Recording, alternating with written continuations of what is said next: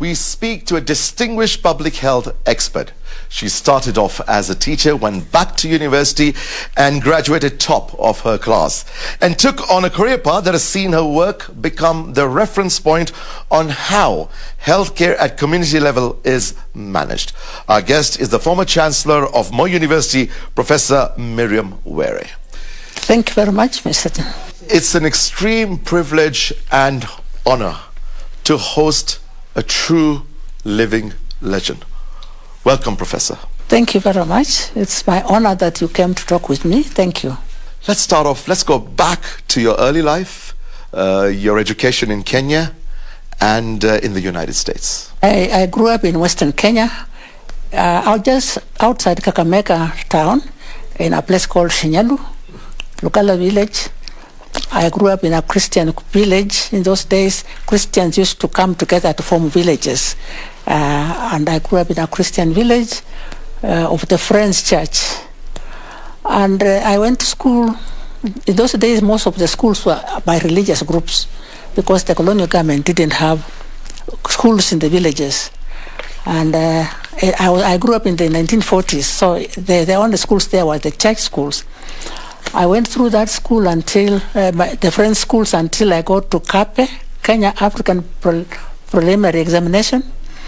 In those days, again, I'm talking about the 50s now, when there was only one high school for girls, the Protestant girls, which was the Alliance Girls High School, and one high school which was for Catholics, which was Limuru. Now, all of us hoped if we went to high school, we got to Alliance. So we were all waiting to go to Alliance. But in 1956, which is when I started my Standard 8 exam, when the results came in 1957, we got a message after that, you can't go to Alliance. And we said, why? Because they said too many of us from Nyanza part, which is currently Nyanza Western, because too many of us had passed, and we could only have 3 places in Alliance. So let's go back to your path to public health and the interest that developed. Yes. So then when I was in the, because I was a teacher, already a trained teacher, I was accepted to teach medical students. But I had to have a professional qualification in the medical field to really be a proper teacher in the medical school. So that is when I began looking for possibilities to train in public health for a master of public health. And as God would, some Americans came to Nairobi looking for people to do postgraduate training, specialized training from USID. They came in 1974, and they interviewed those who were their early professional life, and I was one of them. And I told them that apparently I was the only one who mentioned that I wanted to go for public health. The other Kenyan students mentioned, medical doctors mentioned that they wanted to do gynecology or whatever, the other pediatrics, psychiatry, and so on. So you established the Master of Public Health program? Yes. MPH in Kenya, right? Yes, the first one in Kenya, in fact. So now how did you go about this? Well, and how has the field grown? You see, I had been teaching in the department since 1974. And by this time, the surgeons had a master's program. The physicians had a master's program. The psychiatrists had a master's program. Only community public health, there was no public health. And the reason was because we were so understaffed. The university could not allow us to have a master program because we were teaching double. And so I said to myself, I must find a way to establish the department to be able to have a master's degree. So I talked with WHO, I talked with the other international groups, and they told me that they could sponsor teachers for a year or 2. And they did. They sponsored a doctor from UK, they sponsored another doctor from Australia, and they came. And now we were able to, we could actually mount the Master of Public Health. So we did. In 1983, when I became the chair in 1982. So in 1983, we mounted the first Master of Public Health program in Kenya, because even the Ministry of Health needed them, not only the Department of Community Health. You've worked with global organizations like World Health Organization, UNICEF, in developing public health policies. Now, one of your contributions is in children's health. Tell us how this policy was developed from your work in Kenya, Ethiopia, and other countries. But specifically Ethiopia, because you spent about 15 years in Ethiopia. Yes. And I think it was very special to you. You know, because when I finished, when my first group of graduates for the Master of Public Health came out, the UNICEF Executive Director came to Nairobi actually, and he told me, you said you would not leave before the Master of Public Health program. Now it is established. Now you have reproduced yourself 9 times because they are all graduated now. Now you better go and pay attention to Ethiopia because they also need you. And by that, at that time, the terrible famine was hitting Ethiopia. That famine, the drought and the famine. So out of I went there in 1985 as the UNICEF's Chief of Health and Nutrition. And at that time, things were desperate because the mothers were dying, the children were dying, and the starvation was really high level. So one of the things I had to do was to actually mobilize food for the children to come so that we could give handouts to children in terms of food. And especially for the north. The situation at that point in time was devastating. Yes, it was a very terrible time because of the drought. The Ethiopian people are very responsible people, but the drought had really done this to them. And then, as part of this, when I was in Ethiopia, UNICEF established what they call the Child Survival Program. And they had a task force for the Child Survival Program, and I was a member of that task force. And many of the people in the task force were from the West and from the North, but I could give examples from the grassroots in my work in Kenya and in my work in Ethiopia. And always it was the importance of the community health worker, not the nurse. The nurses are important, doctors are important, and I'm not saying we should disband those, but I'm saying they will not be enough. Now, you've been honored not just in Kenya, but also by other nations. Tell us about the Hideo Noguchi Africa Prize given to you by the Japanese government. Then you had the Queen Elizabeth II Gold Medal for Public Health, the George G. Talbot Award of the National Council of International Health. All these international awards. And we're extremely proud that you as a Kenyan have received all these awards. We hold you with esteem and honor. That's why you definitely are our living legend. You know, before I realized, I was just so busy with my work that I didn't realize that people were looking at the impact it was having.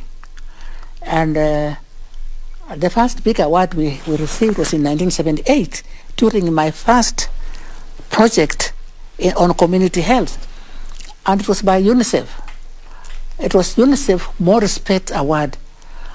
And so when I was told that, the Department of Community Health has won the UNICEF More Respect Award because of your project, I said, so our project is important. They said, yes, because you are giving a good example on how primary health care can be made alive. And it has $15,000 worth. But it's not $15,000 for you, but for the University of Nairobi. So the UNICEF rep gave it, we were all there at the reception, and they gave this to the Vice Chancellor, the check to the Vice Chancellor, and the Vice Chancellor gave it to the department chair, Dr. John Bennett. And Dr. John Bennett said, this is going to the first computers of the department. And they bought the computers. So and then later on I learned that is the first time an African institution had won the More Respect Award. So I was very excited and I was very happy. And then others have come, other awards have come, and the one that surprised me the most was the Hideo Noguchi Africa Prize. Yes. Because I was told that there was a competition, a continental competition of nominations. Japan had set up a prize for the whole of Africa to nominate the person they felt should have the award. And so there were surgeons, there were many people, and there were two. These awards were two. You are either pure research, where you do medical research, or expansion of health services. And the part that I won was the one on expansion of health services through the community health approach. It was a very big prize, because when we went to Japan for what did you feel? Oh, when you got the award? I felt happy, because of course I felt that my work is recognized. But even more importantly, I felt happy that community health work is recognized. Now, you co-founded the Uzima Foundation. Tell us what work you're doing via this charity. Uzima Foundation, we established it in 1995 because, like most of us, my age group, you grew up in an area where so many children were not able to go to school because they couldn't have school fees and so on and so on. And my husband and I have spent a lot of our money on that for the community school, for the community children, not necessarily only in our families. But the point is that as you get more exposed, the ones who reach you are not only your communities, but children who have come for me to ask money from us, from Machakos, from Baringo, from Narok. Can you help us? So we thought we can't just think about community. Let us have an organization that can reach as many children as possible. And that is when we established Uzima Foundation. We registered it in 1995. We actually had been saving. We actually saved it deliberately to up to when we got 2 million. From my husband and I, we thought 2 million was a lot of money, so we registered Uzima Foundation. To our great shock, this 2 million was within a year. It was no longer there. And finally, we're coming to the end of the interview. Your final closing words to us. Some words of wisdom, advice you'd like to give the younger generation or people as a whole. And coming from you would be fantastic. First of all, we must not underestimate ourselves and our influence, whether it is for the good or for the bad of society. We must know that each of us has an influence, first of all on our lives, and secondly on the lives of others. And we must always ask ourselves, what is the direction of my influence?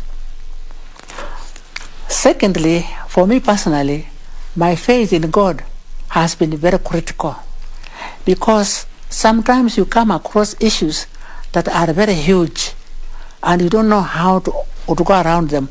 And sometimes you don't even see a door opening, how you could get them. Like in my case, I was saying to you, I didn't do any science in high school, and I had given up having involvement in health, and God dropped help from nowhere. I was just sitting at home, busy with clearing my bills with my parents, and help comes in. So I think that we can get help without knowing where it is coming from, but it's coming from God. A teacher, a doctor, an academic, and a believer in a holistic approach to public health. Her work for the last 55 years has defined how public health in the region is run. It's been an extreme pleasure speaking to living legend, Professor Miriam Were.